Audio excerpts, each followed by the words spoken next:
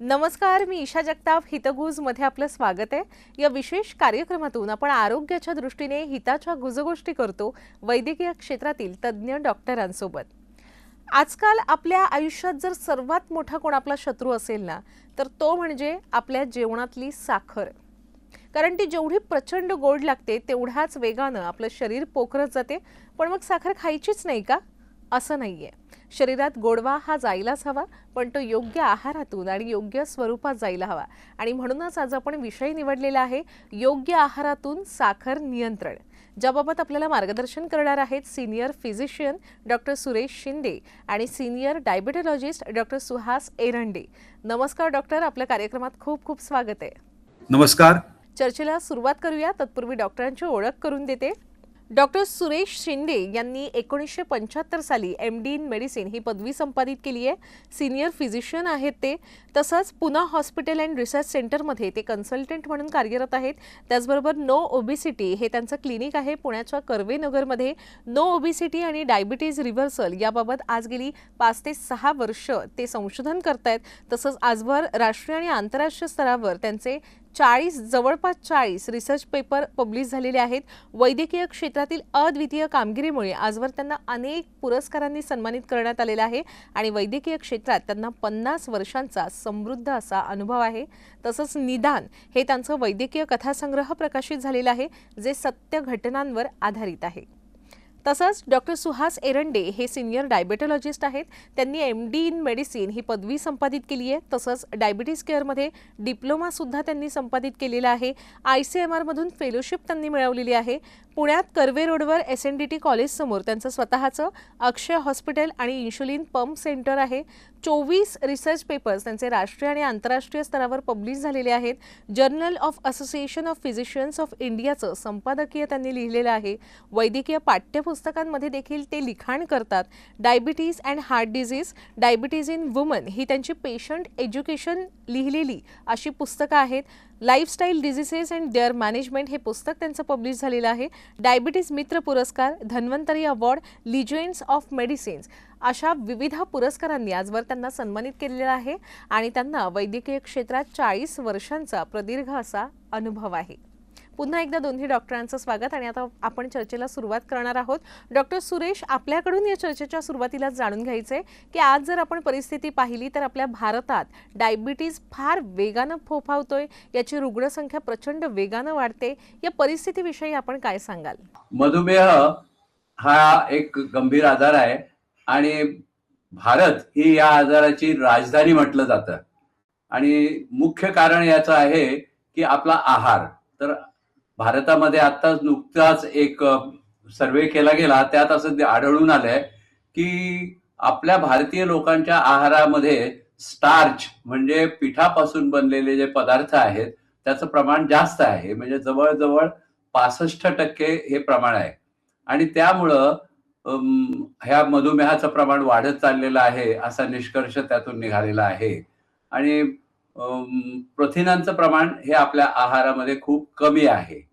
तेव्हा येणाऱ्या काही दिवसामध्ये जर मधुमेहाचं प्रमाण आणखीन वाढलेलं आपल्याला दिसलं तर आश्चर्य वाटायला नको.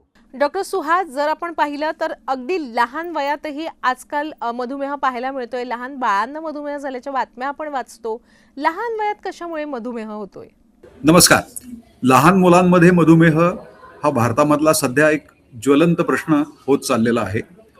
अगदी जे लहान मुलं आहेत, म्हणजे ज्याला बाळ म्हणतो आपण, तर ज्यांना फारच लवकर त्यांच्या गुणसूत्रांतर्फे, म्हणजे आपण असं म्हणूया की अनुवंशिकतेमुळे ज्यांना मधुमेह व्हायची शक्यता आहे, लठ्ठपणा व्हायची शक्यता आहे, त्याची पार्श्वभूमी अशी आहे की आता आपल्या ज्या मुली किंवा बायका ज्या प्रेग्नन्सी ज्यांची होते, तर त्यांचं सरासरी वय जे आदर्श वय साधारणपणे 25 वर्षाच्या खाली पाहिजे, पण ते वय आता 30च्या पुढे गेलेलं आहे.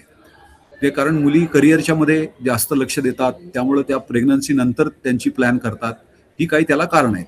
त्यामुळे आईचं वय जेव्हा 30च्या पुढं आहे पहिल्या प्रेग्नन्सीच्या वेळेला, त्यावेळेला बाळाला आईला मुळात GDM मधुमेह बाळणपणाचा जो आहे तो व्हायची शक्यता जास्त असते. ती जी रिस्क आहे, ती जोखीम जी आहे, ही त्या बाळाकडे पण येते.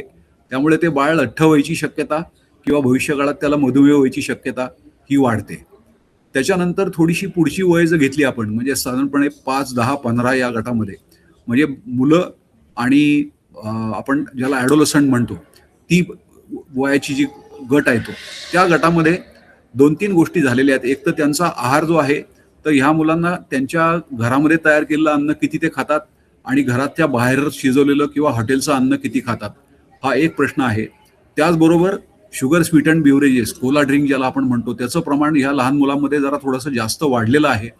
ही मुलं ही फास्ट फूड ही पण खायला लागलेली आहेत. त्यामुळं या मुलांच्या आहारामध्ये सुद्धा सध्या काही चुकीच्या गोष्टी आलेल्या आहेत, ज्याला संपृक्त असं म्हणतो आपण.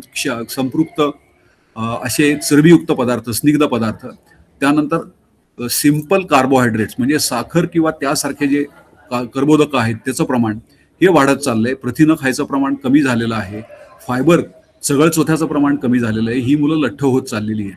या मुलांनी ज्या खेळायचं वय आहे, दणकून मैदानावरती घाम गाळायचं ज्यांची गरज आहे, ज्यांची त्यामुळं वाढ होणार आहे, तर ती मैदानही कमी होत चाललेली आहेत. आणि ह्या मुलांना अभ्यासामुळे, त्यांची शाळा किंवा त्यांच्या ट्युशनमुळे, त्याचबरोबर त्यांचा कॉम्प्युटरचा वापर, त्यांचा सेलफोनचा वापर आणि टीव्ही, तर स्क्रीन टाईममुळे या मुलांचं स्वतःच्या आरोग्याकडे किंवा स्वास्थ्याकडे लक्ष असायचा प्रश्न थोडासा निकालातच निघाल्यासारखा आहे. आणि त्यामुळं या मुलांमध्ये सुद्धा लठ्ठपणाचं आणि मधुमेहाचं प्रमाण वाढत चाललेलं आहे. अगदीच अगदीच. खरं तर असं म्हणतात की आपण जे काही खातो तेच आपल्या चेहऱ्यावर दिसतं, तेच आपल्या शरीरावर दिसतं. खरं तर आपल्या जीवनशैलीचा आणि आहाराचा घनिष्ठ असा संबंध आहे. याविषयी काय सांगाल डॉक्टर सुरेश? आहे पहा की आपल्या आहारामध्ये जर आपल्या शरीराच्या गरजेपेक्षा आपण जास्त आहार घेतला तर त्या उष्मांक म्हणजे कॅलरीचं रूपांतर हे चरबीमध्ये केलं जातं आणि स्थूलता वाढते. आणि स्थूलता वाढली की मग हळूहळू मधुमेहाची सुरुवात होऊ लागते. त्यामुळं आपली जी जीवनशैली आहे तिचा परिणाम हा मधुमेहामध्ये होतो असं म्हटलं तर काही चूक होणार नाही. आणि या या ओबेसिटी किंवा स्थूलतेमुळं काय होतं की हळूहळू त्याचं इन्शुलिनचं प्रमाण वाढायला लागतं, त्याचं ब्लड प्रेशर वाढायला लागतं, कोलेस्टेरॉल वाढावं लागतं आणि मग हळूहळू मधुमेहाची सुरुवात होते. त्यामुळं स्थूलता आणि मधुमेह हे 2 आजार एकमेकाशी घट्टपणे निगडित आहेत. पुढचा प्रश्न आहे डॉक्टर सुहास आपल्यासाठी. जिथे वजन वाढतं ना तिथे आजारपण येऊ लागतात. म्हणजे आपल्या उंचीपेक्षा जास्त वजन असेल, आपला लठ्ठपणा जाणवू लागला की मधुमेह हा येतोच असं म्हणतात. याविषयी आपलं काय मत आहे डॉक्टर सुहास? आपल्याकडे भारताच्या संदर्भामध्ये जेव्हा आपण बोलतो तर भारतामध्ये लठ्ठपणाची व्याख्या जास्त करून पोट सुटणं अशी आहे. त्यामुळे त्या माणसाचं वजन जास्त असेल पण ते वजन जास्त करून पोटामध्ये सामावलेलं आहे, त्याची ढेरी सुटलेली आहे. तर अशा माणसांमध्ये जी ढेरी सुटलेली आहे, पोटामध्ये जी चरबी आहे, ही चरबी जास्त करून इन्शुलिन विरोधी काम करते किंवा इन्शुलिन रेझिस्टन्स ती उत्पन्न करते. या चरबीमधनं फॅटी ॲसिड्स म्हणजे चरबीचा फ्लो सारखा ब्लडमध्ये येत राहतो आणि हे जे अतिरिक्त चरबी जी तो मनुष्य खातो ती त्याच्या चरबीच्या पेशींमध्ये, मेदामध्ये जी साठवली गेली पाहिजे त्याच्याऐवजी ती इतस्ततः विखुरली जाते. रक्तामध्ये चरबी वाढते. त्याचबरोबर ह्या चरबीचं यकृताकडे जायचं प्रमाण वाढतं, हृदयाकडे जायचं प्रमाण वाढतं, स्वादुपिंडाकडे जायचं प्रमाण वाढतं, स्नायूकडे जायचं प्रमाण वाढतं. आणि हे सगळी जी इंद्रिय आहेत ही चय अपचय मेटाबॉलिझम करता अत्यंत आवश्यक आहेत.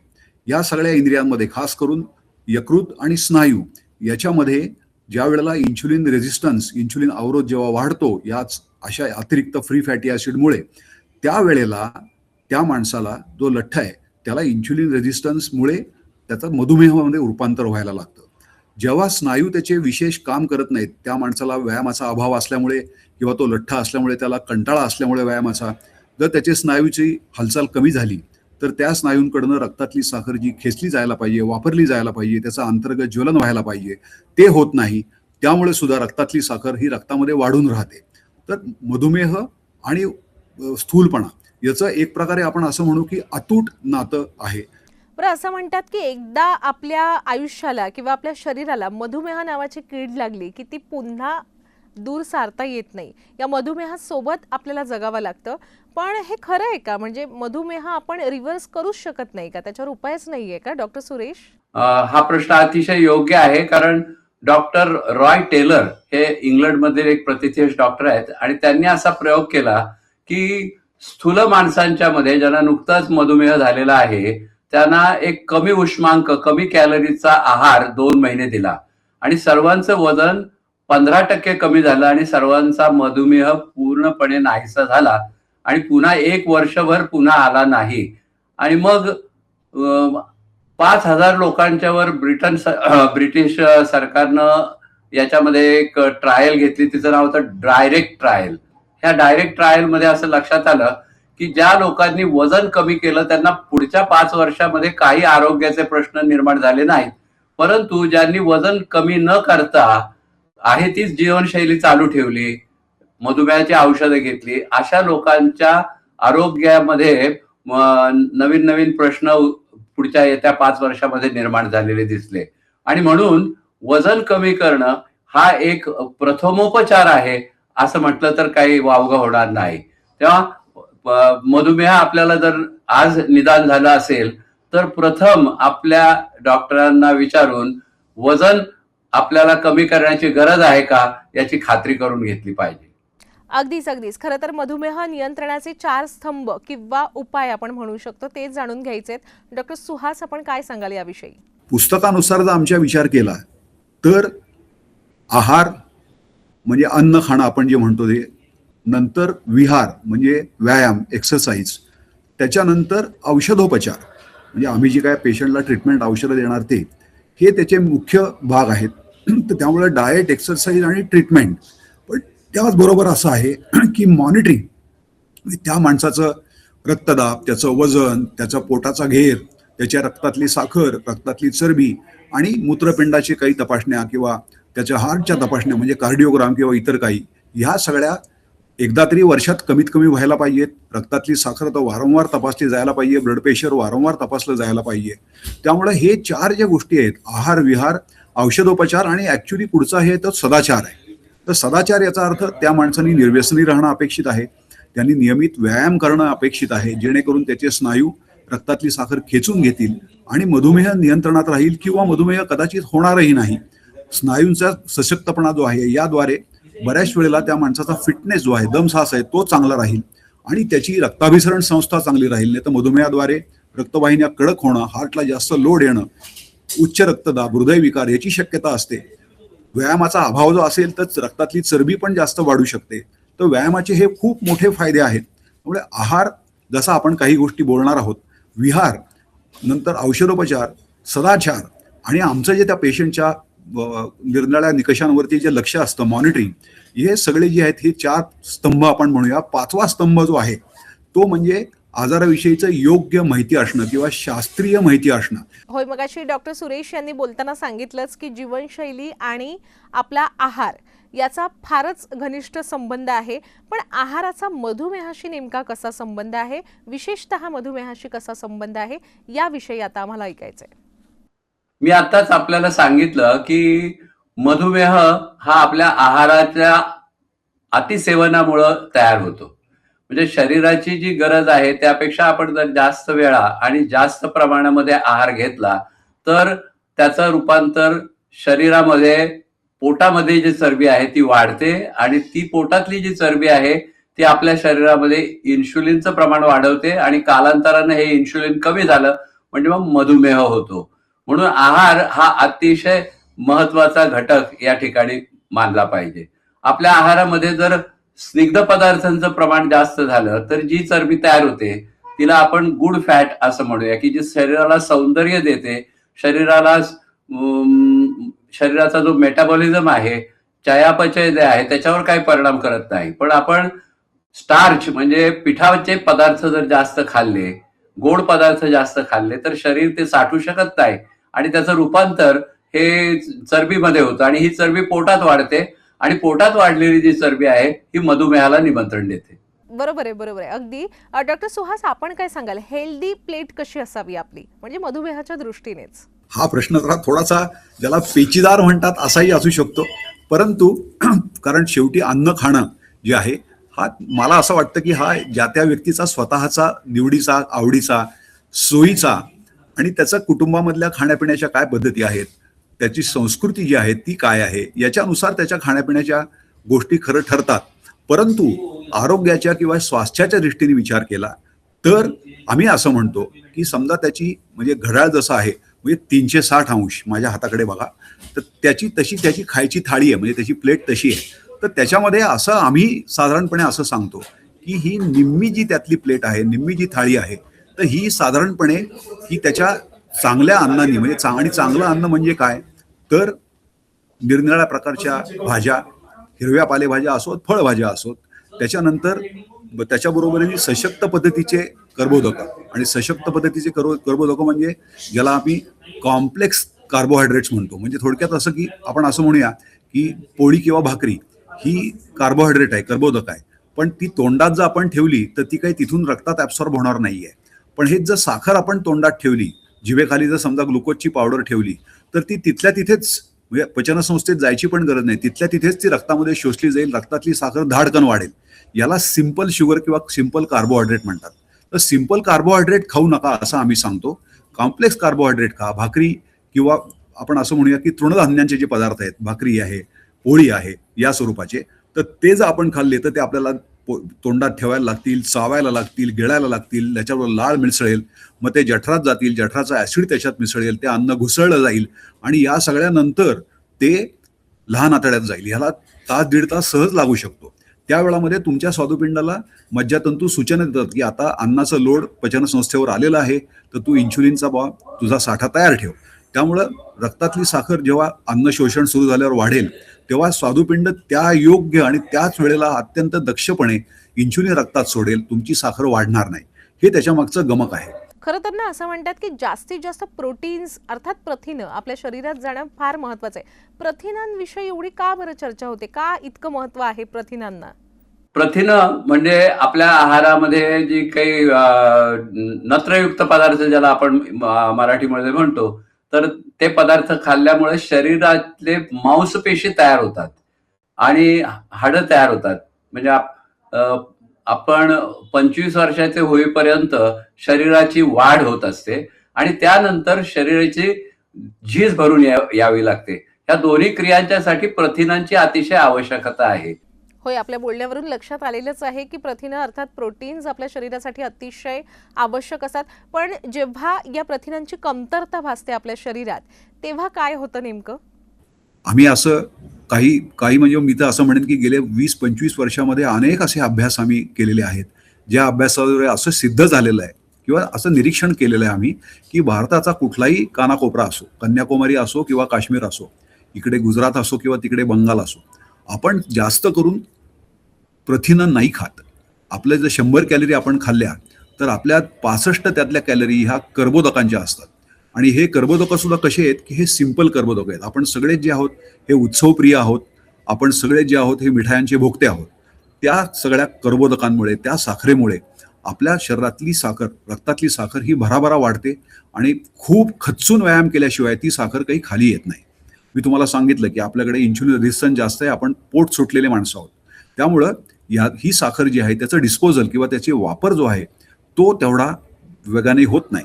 आणि म्हणून आहारामधलं कार्बोहायड्रेट जे आहे ते 65% न करता साधारणपणे आपण 10% ते कमी करायला पाहिजे, 55 पर्यंत आणायला पाहिजे किंवा 50 पर्यंत आणायला पाहिजे. उरलेले जे 35% आहेत, 65% झाले कर्बोदक, ते उरलेल्या 35% जेमतेम 10% प्रोटीन आहेत. प्रथिनं फार कमी आपण खातो. त्यामुळे हे असे 75 राहिलेले आपले चरबीयुक्त पदार्थ किंवा ज्याला आपण स्निग्ध पदार्थ म्हणतो ते असतात. तर स्निग्ध पदार्थांचं प्रमाण हरकत नाही, 20 ते 25%. सॅच्युरेटेड नको, म्हणजे बेकरी ज्याला म्हणतो आपण ते प्रोडक्ट्स नको, घराच्या बाहेरचं अन्न नको, आणि हातगाड्यांवरचं तर तरुण मुलांनी बिलकुल खाऊ नये. ते तेल वारंवार उकळलेलं असतं, ते खूप पचायला अवघड असतं. तर ते जर टाळलं तर आपलं राहिलं काय मग, तर 65% कर्बोदक जे आहेत कार्बोहायड्रेट ते 55 किंवा 50 पर्यंत खाली आणायचे आणि हे 10 ते 15% प्रोटीन वाढवायचे. हे महत्वाचं आहे. प्रथिनं वाढवली पाहिजेत. आणि प्रथिनं मी तुम्हाला सांगितली की शाकाहारी माणसाला डाळ आणि डाळीचे पदार्थ, निरनिराळ्या प्रकारचे सुकामेवा आणि दूध आणि दुग्धजन्य पदार्थ किंवा सोया आणि हे आपण टाफू वगैरे हे ज्या गोष्टी म्हणलो, याच्यातनं आपल्याला निश्चितपणे उत्तम फर्स्ट क्लास प्रोटीन्स मिळू शकतात. जसं प्रथिनांचं महत्त्व आपल्याकडून जाणून घेतलं तसंच आता फायबरचं महत्त्व सुद्धा जाणून घ्यायचंय. डॉक्टर सुरेश, फायबरचं महत्त्व किती आहे आपल्या शरीरासाठी? फायबर म्हणजेच काय की चोथा किंवा तंतुयुक्त पदार्थ, त्याला आपण चौथा म्हणूया. जे काही आपल्या आहारामध्ये जे काही पदार्थ पचले जात नाहीत आणि आपल्या विष्ठेद्वारे शरीरातनं बाहेर टाकले जातात चौथ्याच्या स्वरूपामध्ये, त्याला फायबर असं म्हटलं जातं. फायबर हा आपल्या आहारामधला एक अतिशय महत्वाचा भाग आहे, कारण बरेचसे आजार हे ह्या फायबरशी निगडीत आहेत. उदाहरणार्थ बद्धकोष्ठता, मूळव्याध होणं किंवा आणि असे अनेक प्रकारचे आजार होणं हे या तंतुयुक्त पदार्थांच्या अभावामुळे होऊ शकतं. तंतुयुक्त पदार्थ जर आपण खाल्ले तर शरीराची पचनशक्ती चांगली वाढते आणि साखर जी आहे किंवा कार्बोहायड्रेट जे आहेत, जे पिठापासून बनलेले पदार्थ आहेत, ते हळूहळू शरीरामध्ये प्रवेश करतात रक्तामध्ये आणि त्यामुळं त्यांची पातळी एकदम वाढत नाही आणि मधुमेह त्याची तीव्रता कमी केली जाते. असं म्हणतात की जर तुमचं जे शौच आहे त्याचा जर आकार हा जर मोठा असेल तर तुम्हाला असे आजार होतील की जे लहान हॉस्पिटलमध्ये त्याचा उपचार केला जाईल. परंतु तुमचं जर शौच लहान असेल आणि अतिशय गोळ्यासारखं जर झालं असेल, त्याला पेलेट्स म्हणतो आपण, तसं जर असेल तर आपल्याला असे आजार होतील की जे मोठ्या हॉस्पिटलमध्ये त्याचा उपचार घ्यावा लागेल. तेव्हा आपल्या आहारामध्ये तंतुयुक्त पदार्थ असण्याचं महत्व किती आहे हे आता आपल्याला कळलं असेल. डॉक्टर सुहास, फायबरची दरी कशी भरून काढायची? म्हणजे आपल्या शरीरात जेव्हा फायबर कमी होतं तेव्हा ते कशातून मिळतं नेमकं? सगळं चौथा हे त्याला मराठीतला पर्यायी शब्द आहे. म्हणजे आपण साध्या भाषेमध्ये जर आपण म्हणलो, मी तुम्हाला उदाहरण दिलं की संत्र आहे, तर तुम्ही जेव्हा संत्र्याचं साल काढून टाकता तेव्हा ते संत्र्यामध्ये कसं असतं, थोडासा गरही असतो आणि पांढऱ्या रंगाचे अनेक फायबर असतात किंवा रेषा दिसतात आपल्याला. तर त्या रेषा ज्या आहेत त्या रेषा म्हणजे फायबर. फायबरचे पण 2 प्रकार असतात. तुम्ही जर समजा कापलात तर आंब्याच्या आतमध्ये सुद्धा तुम्हाला फायबर सापडतो, पण तो जो फायबर आहे हा खूप मऊ असतो, तो ऍब्सॉर्बेबल असतो हा किंवा डिझॉल्व्ह होतो. तर तो जो फायबर आहे हा पोटामध्ये आंब्याचा फायबर किंवा जांभळाचा फायबर जो आहे हा आपण खाल्ल्यानंतर तो पचनसंस्थेमध्ये तो विरघळतो, सोल्युबल फायबर. त्याचबरोबर आपण समजा जर न विरघळणारा इनसोल्युबल फायबर जर म्हणलो तर त्या संत्र्याच्या रेषा ज्या आहेत हा फायबर हा इनसोल्युबल आहे. जेव्हा आपण सलाड घेतो, उकडलेलं सलाड समजा घेतलं किंवा अनेक पालेभाज्या ज्या आहेत त्याच्या पण रेषा असतात, तो सगळं चौथा जो आहे हा इनसोल्युबल असतो. तो जेव्हा आपण खातो तेव्हा तो आतड्यामध्ये पचनसंस्थेमध्ये हा फायबर हा अनेक गोष्टींसाठी महत्वाचा आहे. खूप खूप आभार दोन्ही डॉक्टरांचे. आपण वेळात वेळ काढून या चर्चेत सहभागी झालात आणि आपल्या सर्व प्रेक्षकांना एवढं मोलाचं मार्गदर्शन केलं त्याबद्दल मी आपले मनापासून आभार व्यक्त करते. धन्यवाद. धन्यवाद सगळ्या प्रेक्षकांना. प्रेक्षक हो, आता वेळ झालेली आहे इथेच थांबण्याची. ताज्या घडामोडींसाठी नेहमीच पाहत रहा झी 24 तास.